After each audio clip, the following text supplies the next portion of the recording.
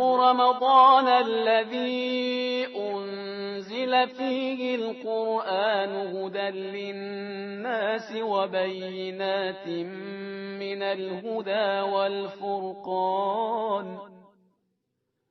فمن شهد منكم الشهر فليصمه ومن كان مريضا أو على سفر فعدة من أيام أخر يريد الله بكم اليسر ولا يريد بكم العسر ولتكملوا العدة ولتكبروا الله على ما هداكم ولعلكم تشكرون وإذا سألك عبادي عني فإني قريب أجيب دعوة الداع إذا دعاني فليستجيبوا لي وليؤمنوا بي لعلهم يرشدون أحل لكم ليلة الصيام الرفث إلى نسائكم هن لباس لكم وأنتم لباس لهن علم الله أنكم كنتم تختانون أنفسكم فتاب عليكم وعفى عنكم فالآن باشروهن وابتغوا ما كتب الله لكم وكلوا واشربوا حتى يتبين لكم الخيط الأبيض من الخيط الأسود من الفجر ثم أتموا الصيام إلى الليل ولا تباشروهن وأنتم عاكفون في المساجد تلك حدود الله فلا تقربوها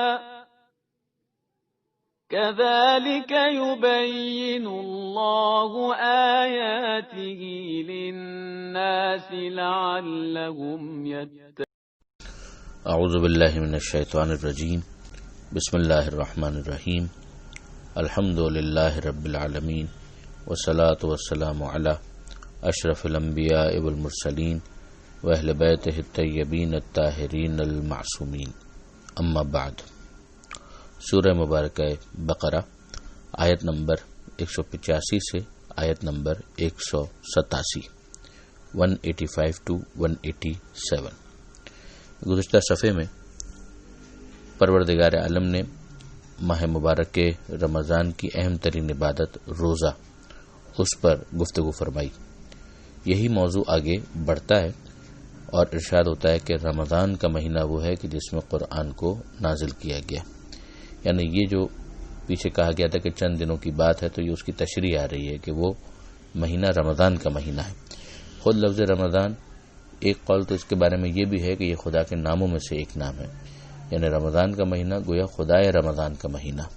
اور لفظ رمضان کی بہت سی تشریحات کی گئی ہیں. ان میں سے ایک مطلب یہی ہے کہ یہ جلا کر راکھ کر دینے والا مہینہ ہے.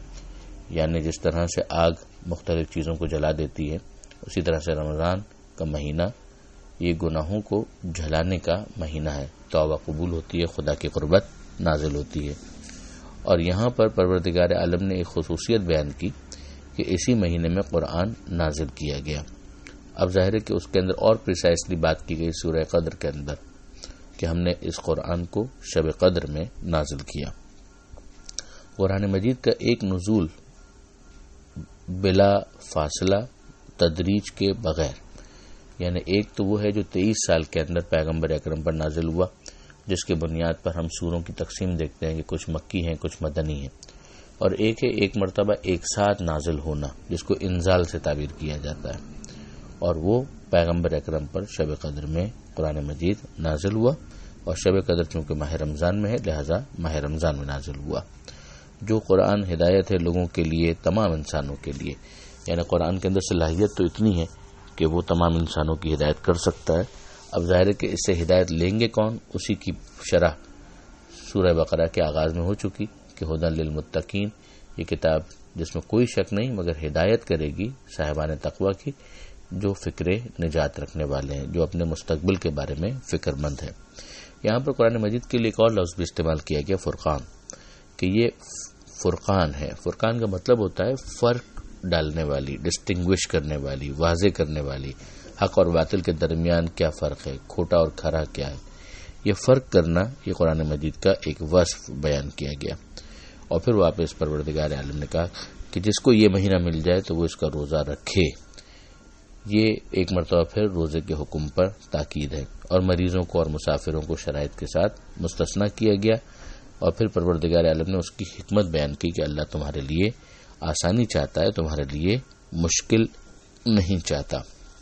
ظاہر روزہ رکھیں گے تو کچھ زحمت تو ہوگی، بھوک محسوس کرنا ہے، انسان کو پیاس کو برداشت کرنا ہے، مگر ایک جو ناقابل برداشت معاملہ ہو جاتا ہے، جس کو عسر و حرج سے تعبیر کیا جاتا ہے، جس کی بنیاد پر فقہ اور اصول فقہ کے اندر بہت بحث کی جاتی ہے، وہ ایک ایکسیپشنل اور استثنائی معاملہ ہے۔ تو پھر ساتھ ہی ساتھ یہ بھی کہا گیا کہ تمہارے لیے خدا عسر و حرج نہیں چاہتا، مشکل نہیں چاہتا، آسانی چاہتا ہے، مگر یہ بھی مقصود ہے کہ تم تعداد کو پورا کرو اور اللہ کی ہدایت کے ملنے پر اللہ کی بڑائی کو بیان کرو، اور شاید تم شکر گزار بنو۔ اب اس کے بعد پروردگار عالم درمیان میں، ویسے تو عمومی طور پر بھی انسان دعا، پروردگار عالم کو پکارنا، اس جیسی عبادت کو بڑے اہتمام کے ساتھ اسے انجام دینا چاہیے، مگر ماہ رمضان میں تو خاص ایک ذوق ڈیولپ ہو جاتا ہے۔ لہذا ہم دیکھتے ہیں کہ یہاں پر پروردگار نے درمیان میں دعا کی اہمیت کی طرف انسان کو متوجہ کیا کہ میرے بندے، اے حبیب، جب آپ سے سوال کرتے ہیں میرے بارے میں تو ان سے کہیے کہ میں قریب ہوں اور میں ان کی پکار کا جواب دیتا ہوں۔ جب وہ مجھے پکارتے ہیں تو انہیں بھی چاہیے کہ وہ مجھے جواب دیں، میری آواز پر لبیک کہیں اور مجھ پر ایمان اور یقین رکھیں، شاید وہ نیک راہ پر آ جائیں۔ اس آیت کے اندر 7 مرتبہ خدا نے اپنا ذکر کیا، 7 مرتبہ خدا نے اپنے بندوں کا ذکر کیا، اور درمیان میں واسطہ اور وسیلہ اپنے حبیب کو رکھا کہ حبیب جب آپ سے یہ سوال کرتے ہیں تو ان کو یہ بتا دیجئے۔ دعا کے اندر ظاہر ہے کہ یہ مقصود تو کبھی بھی نہیں ہوتا کہ خدا کے علم میں نہیں ہے، لہٰذا ہم خدا کو دعا کے ذریعے سے انفارم کر رہے ہیں کہ ہمارا کیا مسئلہ ہے۔ پروردگار نے انسان کو ایسا بنایا ہے کہ پروردگار عالم کی بارگاہ میں راز و نیاز کرنا، مناجات کرنا، یہ پروردگار عالم کی قربت کا ویسے ہی باعث ہے۔ لہذا دعا طالب ہونے کے ساتھ ساتھ خود مطلوب بھی ہے، یعنی انسان کو کوئی ضرورت نہ ہو، ورنہ تو کون ایسا ہے کہ جس کو ضرورت نہ ہو، لیکن اگر ضرورت نہ بھی ہو تو بھی انسان دعا کا محتاج ہے کہ اس کے ذریعے سے وہ اپنا دکھڑا، اپنا غم، اپنی بات کسی سے بیان کرتا ہے۔ خدا نے انسان کو بنایا اسی طرح سے کہ وہ اپنا کوئی ایسا سامع چاہتا ہے کہ جس کو وہ بیان کر سکے۔ خدا سے بہتر سننے والا کون ہو سکتا ہے؟ تو خدا کے علم میں تو سب کچھ ہے، وہ شہر کے جان سے زیادہ قریب ہے، مگر خدا پسند کرتا ہے کہ اس کے بندے اس سے بات کرے، اور بندوں کو بھی اس سے حوصلہ ملتا ہے۔ البتہ اس کے اندر جو بہت اہم ہے وہ یہ کہ پروردگار کی طرف سے تو یقیناً جواب آئے گا، مگر یہ 2 وے ٹریفک ہونا چاہیے، یعنی اگر ایک انسان خدا سے یہ چاہتا ہے کہ خدا اس کی دعاؤں کو قبول کرے تو وہ بھی خدا کے مطالبوں کو تسلیم کرے کہ ایک بندے کی بندگی کی معراج یہی ہے کہ وہ اپنے معبود کے احکام کو قبول کرے اور ان پر عمل کرے، ساتھ ہی ساتھ وہ ایمان بھی رکھے، یقین بھی رکھے۔ جس طرح سے ماں بچے ہی کی مصلحت کی وجہ سے بچے کی بہت ساری باتوں کو قبول نہیں کرتی، تو اس کا قبول نہ کرنا اس وجہ سے نہیں ہوتا ہے کہ اسے کوئی انتقام لینا ہوتا ہے، بلکہ مقصد یہ ہوتا ہے کہ یہ بچے کے لیے مناسب نہیں ہے۔ سخت سردی کے اندر جہاں گلا بھی خراب ہو، انفیکشن بھی ہو اور بخار بھی ہو، اور بچہ اگر آئس کریم کا مطالبہ کرے تو ظاہر ہے کہ ماں انتہائی محبت کے باوجود اس بچے کی اس فرمائش کو پورا نہیں کرے گی۔ تو اس موقع پر بچے کو ظاہر ہے کہ ماں کے اوپر اطمینان رکھنا چاہیے کہ میری ماں میرے اوپر ظلم نہیں کرنا چاہتی، بلکہ یہ میرا بھلا ہے کہ جس کی وجہ سے میری اس بات کو مسترد کیا گیا۔ تو اگر کسی موقع پر دعا قبول نہ کرنے کا کوئی مسئلہ ہو یا حکمت ہو یا فلسفہ ہو تو اس کی طرف یہاں پر اشارہ کیا جا رہا ہے۔ پھر اس کے بعد پروردگار عالم نے واپس روزے کے حوالے سے بعض احکام کی طرف متوجہ کیا۔ روزے کے احکام میں بھی ایک ہمیں ایوولوشن، ایک ارتقاء نظر آتا ہے، جو نسخ شریعت اور ایک ہی شریعت میں مختلف احکام کے منسوخ ہونے کے حوالے سے پہلے بھی بات ہو چکی۔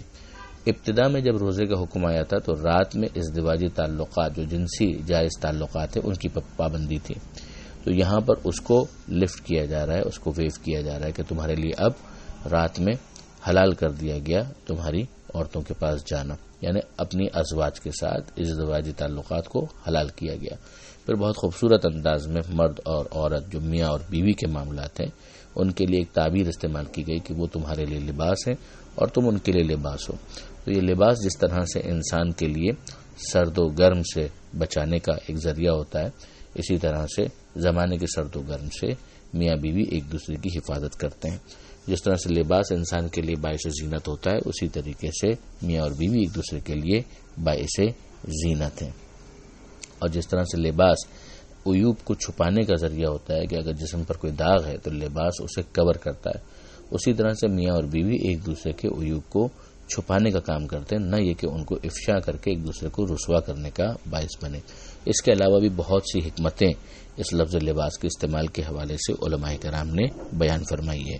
پھر اس کے بعد پروردگار عالم کی طرف سے ایک تنبیہ بھی ہے، ایک ڈانٹنے والا انداز ہے کہ بعض افراد جب تک یہ حکم تھا کہ رات کو وہ ازدواجی تعلقات قائم نہیں کر سکتے تھے تو اس کی پابندی انہوں نے نہیں کی، تو ان کی مذمت کی گئی ہے، اور اس میں بعض بظاہر بڑے نام بھی ہمیں نظر آتے ہیں. پھر اس کے بعد پروردگار عالم نے کہا کہ اب تمہیں اجازت دی جاتی ہے، جو ہو گیا اسے معاف بھی کر دیا گیا، اور اب تم اپنے لیے جو خدا نے تمہارے لیے قرار دیا ہے اسے طلب کر سکتے ہو، یعنی ان ازدواجی معاملات کے ذریعے سے خدا سے اولاد کو طلب کر سکتے ہو. دوسرا ایک حکم جو روزے کے حوالے سے تھا کہ اگر کوئی رات کو سو جاتا تھا تو پھر اس کے بعد اب وہ بیدار ہوا تو اس کا روزہ وہیں سے شروع ہو گیا. یعنی پہلے یہ نہیں تھا کہ اذان صبح سے شروع ہوگا روزہ، بلکہ اگر کوئی رات میں بھی سو گیا تو پھر اس کو کھانے پینے کی اجازت نہیں تھی، اسے بھی یہاں پر لفٹ کیا جا رہا ہے، ویو کیا جا رہا ہے کہ کھاؤ پیو یہاں تک کہ صبح ہو جائے. اور اس کی ایک علامت بتا دی گئی کہ یہ جو صبح کا جو سفید دھاگا ہے وہ رات کے سفید دھاگے سے جدا ہو جائے. اس کو اذان صبح کے لیے ایک طریقہ بتایا گیا. اس کی تفصیل اپنے مقام پر جو فقہ کی کتابوں کے اندر اس کی تفصیل دیکھی جا سکتی ہے. پھر پروردگار عالم نے یہ بھی بتایا کہ اس روزے کو کب تک مکمل کرنا ہے کہ ثم اتم الصیام الی اللیل، کہ رات تک روزے کو مکمل کرو. اور رات ظاہر ہے کہ غروب حصی یعنی سورج کا فقط غروب ہو جانا اس کو رات نہیں کہتے. اس کا لازمہ یہی ہے کہ جب رات کا لفظ استعمال ہوا ہے تو جو ذہاب حمرہ مشرقیہ یعنی مشرق کی طرف سے جو سرخی نمودار ہوتی ہے، جب وہ سر کے اوپر سے چلی جائے، زائل ہو جائے، تو پھر رات کا وقت شمار کیا جائے گا. اور پھر اس کے بعد پروردگار عالم نے اعتکاف کی طرف متوجہ کیا. اعتکاف ایک اہم عبادت جو روزے کے ساتھ ہی ہوتی ہے، جس میں کم سے کم 3 دن مسجد کے اندر معتکف ہونا ہوتا ہے قربتاً الی اللہ. تو اس میں تو دن میں بھی اس بات کی اجازت نہیں ہے اور نہ ہی رات میں اس بات کی اجازت ہے کہ انسان ازدواجی تعلقات کو قائم کرے. مسجد میں اسے رہنا ہے تو مسجد کے اپنے حدود اور قیود ہیں اور اس کے بھی تفصیلی احکام ہیں. پھر پروردگار عالم نے کہا کہ یہ اللہ کی حدود ہیں کہ جن کے قریب بھی مت جانا، یعنی نہ تو ان کو توڑنا اور بلکہ اس کے قریب بھی مت جانا. اسی طرح سے اللہ اپنی نشانیوں کو اور آیتوں کو واضح کرتا ہے لوگوں کے لیے تاکہ وہ متقی بن جائیں. تو اول و آخر ہم دیکھتے ہیں کہ متقی بننا، پرہیزگاری اختیار کرنا، تقوی اختیار کرنا ایک اہم ترین ذمہ داری ہے کہ جس کی طرف متوجہ کیا جا رہا ہے. یہاں پر یہ آیت بھی مکمل ہو گئی اور آیت نمبر 187 کے ساتھ یہ صفحہ مکمل ہوا. پروردگار عالم سے دعا ہے قرآن مجید سمجھنے اور اس پر عمل کرنے کی توفیق عطا فرما اور وارث قرآن امام زمانہ کے ظہور میں تعجیل فرما. وآخر دعوانا ان الحمدللہ رب العالمین. والسلام علیکم ورحمۃ اللہ وبرکاتہ.